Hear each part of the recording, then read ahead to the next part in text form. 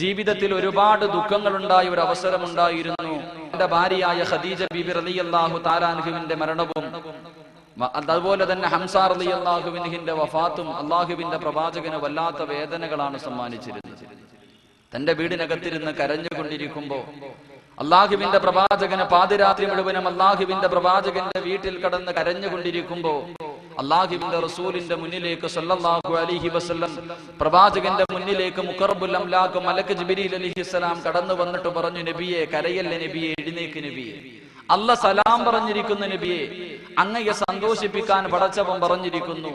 മഹാനായ അസ്റഫുൽ ഖൽഖ് നബിയുനാ റസൂലുള്ളാഹി സ്വല്ലല്ലാഹു അലൈഹി വസല്ലം തങ്ങളെ ജിബ്രീൽ അലൈഹിസ്സലാം ഒരു ഉല്ലാസ യാത്രയ്ക്ക് വിളിച്ചു കൊണ്ടുപോയ ചരിത്രം അല്ലാഹുവിന്റെ ഖുർആൻ പരിചയപ്പെടുത്തുന്നു.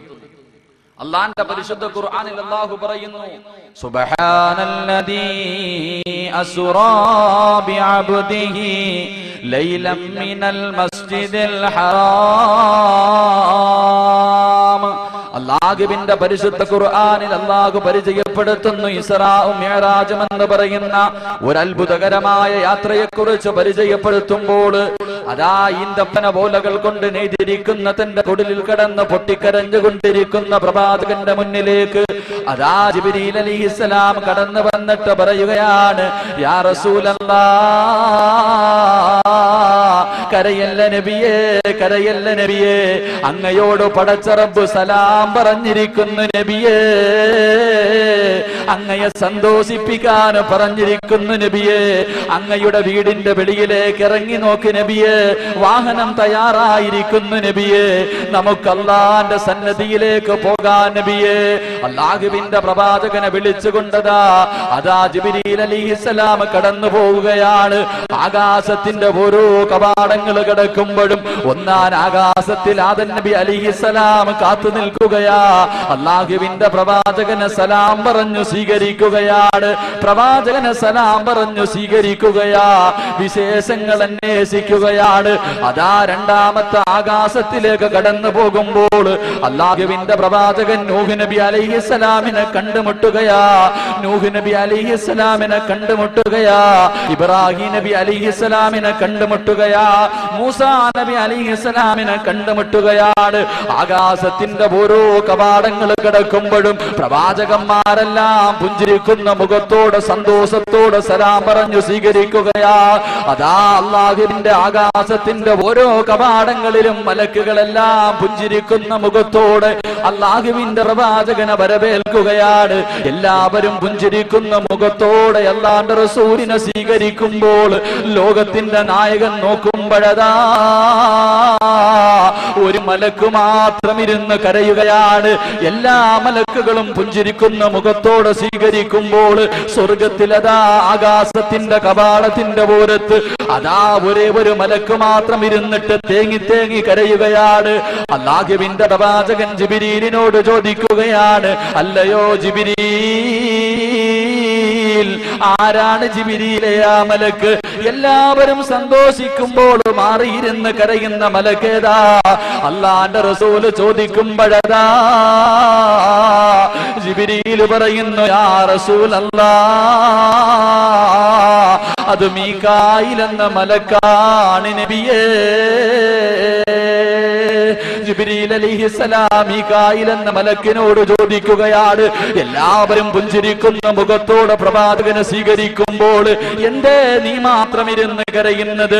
എന്തേ നിന്റെ മുഖത്തൊരു പുഞ്ചിരിയില്ലാത്തത്? അല്ലാഹുവിന്റെ റസൂലിനെ കണ്ടിട്ട് എന്തേ ഒരു സന്തോഷമില്ലാത്തത്? ആ അവസരത്തിൽ അതാ ജിബ്രീൽ അലൈഹിസ്സലാമിനോട് മീകായിൽ എന്ന മലക്ക് പറയുകയാ,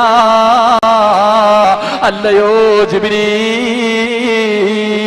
അല്ലാഹുവിന്റെ പ്രവാചകനെ കാണണമെന്ന് വല്ലാത്ത മോഹമാ, അല്ലാഹുവിന്റെ പ്രവാചകനെ കാണണമെന്ന് വല്ലാത്ത ആഗ്രഹമാ. അല്ലാഹുവിന്റെ റസൂലിനെ കാണുമ്പോൾ ഞാൻ പുഞ്ചിരിക്കുന്നുണ്ട് ജിബ്രീൽ. പക്ഷേ ഞാൻ ചിരിക്കുന്ന സമയത്ത് എന്റെ കണ്ണിൽ നിന്ന് കണ്ണിനീരറിയാതെ വരികയാണ് ജിബ്രീൽ. അതാ മീകായിൽ എന്ന മലക്ക് പറയുമ്പോൾ അല്ലാഹുവിന്റെ പ്രവാചകൻ ചോദിക്കുന്നു, മീകായിലേ, എന്തേ നീ ചിരിക്കുമ്പോ നിന്റെ കണ്ണ് നിറയുന്നത്? എന്തേ നീ ചിരിക്കുമ്പോ നിന്റെ കണ്ണിൽ നിന്ന് കണ്ണുനീര് വരുന്നതെന്ന് അല്ലാഹുവിന്റെ പ്രവാചകന് മീകായിൽ എന്ന മലക്കിനോട് ചോദിക്കുമ്പോൾ അവിടെന്ന് പറയുന്നു, യാ റസൂലല്ലാഹ്, അല്ലാഹുവിന്റെ നബിയേ, എന്റെ കണ്ണിന്റെ മുന്നിൽ എത്ര വലിയ അത്ഭുതം കാണിച്ചാലും, എത്ര വലിയ സന്തോഷമുണ്ടാക്കുന്ന കാര്യമുണ്ടല്ലോ, എന്റെ കണ്ണിന്റെ മുന്നിൽ ഖിയാമത്ത് നാൾ വരെ കാണിച്ചാലും യാ റസൂലല്ലാഹ്, എനിക്ക് ചിരിക്കാൻ കഴിയില്ല നബിയേ. അല്ലാഹുവിന്റെ പ്രവാചകൻ ചോദിക്കുന്നു, എന്തേ നിനക്ക് ചിരിക്കാൻ കഴിയാത്തത്? എന്തേ നീ കരഞ്ഞുകൊണ്ടിരിക്കുന്നതെന്ന് ചോദിക്കുമ്പോൾ ജിബ്രീൽ അലൈഹിസ്സലാമിന്റെ മുന്നിൽ വെച്ച് മീകായിൽ എന്ന മലക്ക് പറയുകയാണ്, യാ റസൂലല്ലാഹ്, പടച്ചവൻ നരകത്തെ സൃഷ്ടിച്ചതെന്റെ കണ്ണുകൊണ്ട് കണ്ടു നബിയേ. ആ നരകമൊന്ന് കണ്ടു നബിയേ, ആ നരകത്തിന്റെ തീ കണ്ടു നബിയേ, ആ നരകത്തിന്റെ വിളി കേട്ട് നബിയേ, ആ നരകത്തിന്റെ വലിപ്പമൊന്ന് കണ്ടുപോയി നബിയേ. അതുകൊണ്ട് ഖിയാമത്ത് നാൾ വരെ എനിക്ക് ചിരിക്കാൻ കഴിയില്ല നബിയേ, എനിക്ക് ചിരിക്കാൻ കഴിയില്ല നബിയേ. അല്ലാഹുവിന്റെ പ്രവാചകൻ സല്ലല്ലാഹു അലൈഹി വസല്ലമ തങ്ങളോട് മീകായിൽ എന്ന മലക്ക് പറയാ, നരകം ഒന്ന് കണ്ടുപോയി, അതുകൊണ്ട് ഇനി എത്ര വലിയ സന്തോഷമുള്ള എന്റെ മുന്നിൽ കാണിച്ചാൽ എനിക്ക് ചിരിക്കാൻ കഴിയും. എല്ലാവരും വിചാരിക്കും, ഈ ചങ്ങാതി എന്തേ ഇന്നലെ തമാശയൊക്കെ പറഞ്ഞു തുടങ്ങി, ഇന്നെന്തേ നരകത്തെ കുറിച്ച് പറഞ്ഞിട്ട് കടുവാപ്പള്ളിക്കാരെ ഭയപ്പെടുത്തുന്നു എന്ന് നിങ്ങൾ ആലോചിക്കാം. എന്റെ പ്രിയമുള്ള സഹോദരങ്ങളോട് ഞാൻ ചോദിക്ക, 21-ാം നൂറ്റാണ്ടിൽ ജീവിക്കണ ഈ മനുഷ്യനെ എന്തു പറഞ്ഞാലാ നമ്മളൊന്ന് നന്നാവുക?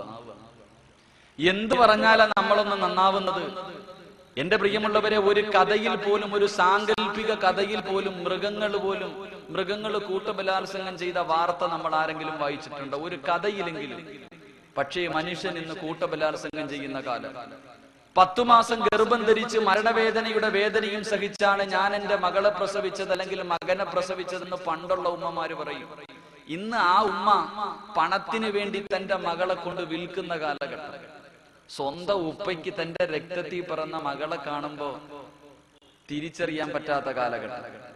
മൃഗത്തിനേക്കാൾ വൃത്തികെട്ടവനായി ഇന്നത്തെ ഈ സമുദായം ജീവിച്ചു കൊണ്ടിരിക്കുമ്പോ ഈ സമുദായത്തിനെ എന്തു പറഞ്ഞാലാ നമ്മളൊന്ന്, ഞാനും ആലോചിച്ച് എന്തു പറഞ്ഞിട്ടാ കടുവാപ്പള്ളിക്കാരോട് എന്താ പറയണ്ടേ? അങ്ങനെ ഇരുന്നപ്പോൾ എനിക്കൊരു കാര്യം തോന്നിയത്, മഹാനായ അഷ്റഫുൽ ഖൽഖ് നബിയുനാ റസൂലുള്ളാഹി സ്വല്ലല്ലാഹു അലൈഹി വസല്ലമ തങ്ങൾ 6-ാം നൂറ്റാണ്ടിൽ ജീവിച്ചിരുന്ന കാട്ടറബികൾ, ഡാർക്ക് ഏജ് എന്ന് ചരിത്രം വിശേഷിപ്പിക്കുന്നു. ആ ഇരുണ്ട യുഗത്തിൽ ജീവിച്ചിരുന്ന മനുഷ്യൻ ഉമ്മയെയും പെങ്ങളെയും തിരിച്ചറിയാൻ കഴിയാത്ത ആ കാട്ടറബികളുടെ മുന്നിൽ അല്ലാഹുവിന്റെ റസൂൽ സ്വല്ലല്ലാഹു അലൈഹി വസല്ലമ തങ്ങൾ കടന്നു ചെന്നിട്ട് 2 കാര്യങ്ങളെ കുറിച്ച് പറഞ്ഞു കൊടുത്തു. 2 കാര്യങ്ങളെ കുറിച്ച് അവർക്ക് പറഞ്ഞു കൊടുത്തു. അത് മനസ്സിലാക്കാൻ അവർ തയ്യാറായപ്പോൾ ലോകത്തിലെ ഏറ്റവും നല്ല മനുഷ്യരായെന്ന് ചരിത്രം പോലും പറയുന്ന അവസ്ഥയിലേക്ക് അവർ മാറി. അവരുടെ ജീവിതം കണ്ടിട്ട് മലക്കുകൾ പോലും ലജ്ജിച്ച് തലതാഴ്ത്തിയെന്ന് അള്ളാഹുവിന്റെ പ്രവാചകൻ സല്ലല്ലാഹു അലൈഹി വസല്ലമ തങ്ങൾ പഠിപ്പിക്കുമ്പോൾ എന്റെ പ്രിയമുള്ള സഹോദരങ്ങളോട് ഈ റബീഉൽ അവ്വലിന്റെ രാത്രിയിൽ ഇവിടെ ഒരുമിച്ച് കൂടി നിങ്ങളോട് എനിക്ക് പറയാനുള്ളത്, എന്റെ പ്രിയമുള്ള സഹോദരങ്ങളെ, ഈ കാര്യം ഒന്ന് മനസ്സിലാക്കാൻ തയ്യാറായാൽ മാത്രം മതി. ഈ കാര്യം ഒന്ന് മനസ്സിലാക്കാൻ തയ്യാറായാൽ മതി. കാരണം നമ്മളെ മലക്കുകൾ പോലും ബഹുമാനിക്കും. എന്റെ പ്രിയമുള്ള സഹോദരങ്ങളെ, അള്ളാഹുവിന്റെ പ്രവാചകൻ പറഞ്ഞു കൊടുത്ത 2 കാര്യം, ഒന്ന് സ്വർഗത്തെ കുറിച്ചുള്ള ആഗ്രഹം കൊടുത്തു, നരകത്തെ കുറിച്ചുള്ള ഭയം കൊടുത്തു. ഇത് മനസ്സിലാക്കാൻ തയ്യാറായപ്പം ലോകത്തിലെ ഏറ്റവും നല്ല മനുഷ്യരായി. ഇത് നമ്മളൊന്ന് മനസ്സിലാക്കിയാൽ മതി. എന്റെ പ്രിയമുള്ളവരെ, ഇത് മനസ്സിലാക്കുകയാണെങ്കിൽ, ഇത് മനസ്സിലാക്കിയില്ലെങ്കിൽ റോഡിലൂടെ നടന്നു പോകുന്ന 4 കാലുള്ള നായക്കാലും അതപ്പതിച്ചു പോകും നമ്മൾ. ഇത് മനസ്സിലാക്കാൻ നമ്മൾ തയ്യാറായ അള്ളാഹുവിന്റെ പ്രവാചകൻ സല്ലല്ലാഹു അലൈഹി വസല്ലമ തങ്ങൾ ഇസ്രാഇന്റെയും മിഅ്റാജിന്റെയും രാത്രി കടന്നു പോയപ്പോ ഒരു സ്ഥലത്തെത്തിയപ്പോൾ ജിബ്രീൽ പറഞ്ഞു, നബിയെ, ഇനി അങ്ങോട്ട് എനിക്ക് നടക്കാൻ കഴിയില്ല. ഇനി ഒരു കാലെടുത്ത് മുന്നോട്ട് വെച്ചാൽ എന്റെ കാര്യത്തിൽ തീരുമാനമായി. എനിക്കിനി നടക്കാൻ കഴിയില്ല. മഹാരഥന്മാരായ പണ്ഡിതന്മാർ പറയുന്നു, يعني تقدم يا حبيبي لا تخاف أبشر تنادي ربك القيوم صلوا عليه وسلموا تسليما.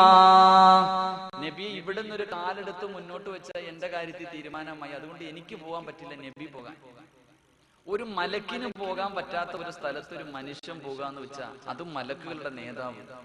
എന്റെ പ്രിയമുള്ള സഹോദരങ്ങൾ, നമ്മൾ നന്നായ ഈ രണ്ട് കാര്യം മനസ്സിലാക്കാൻ തയ്യാറായ നമ്മുടെ ജീവിതം കണ്ടിട്ട് മലക്കുകൾ പോലും ഇരുന്ന് കരയുമെന്ന് ശഫീഖുന റസൂലുള്ളാഹി സ്വല്ലല്ലാഹു അലൈഹി വസല്ലം. ഇല്ലെങ്കിലോ നാൽക്കാലികളെക്കാലം കഷ്ടമായി പോകും. അള്ളാന്റെ ഖുർആൻ പറഞ്ഞു, വൽഹും അള്ളൽ, മൃഗത്തിനെക്കാലം വൃത്തികെട്ടവനായി പോകും.